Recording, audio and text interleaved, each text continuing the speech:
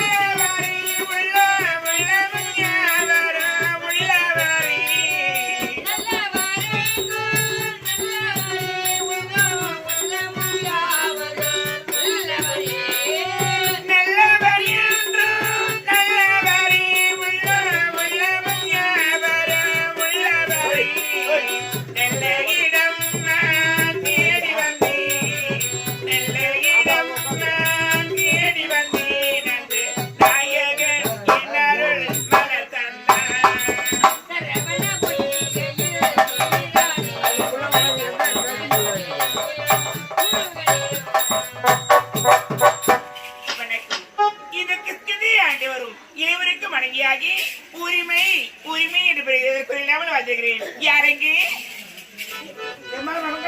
மனப்போல் வாழ வேண்டும் அப்பா. வந்த காரணம் என்ன? ஐயா அப்படியா?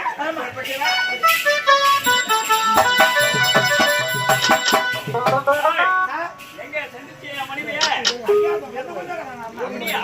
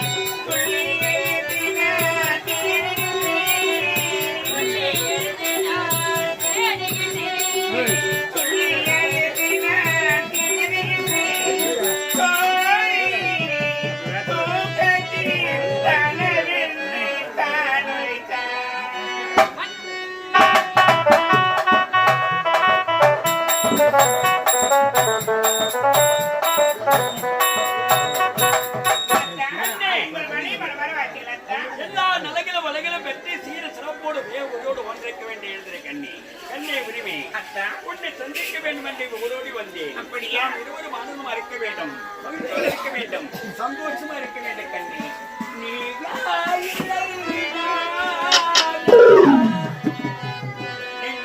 கதவை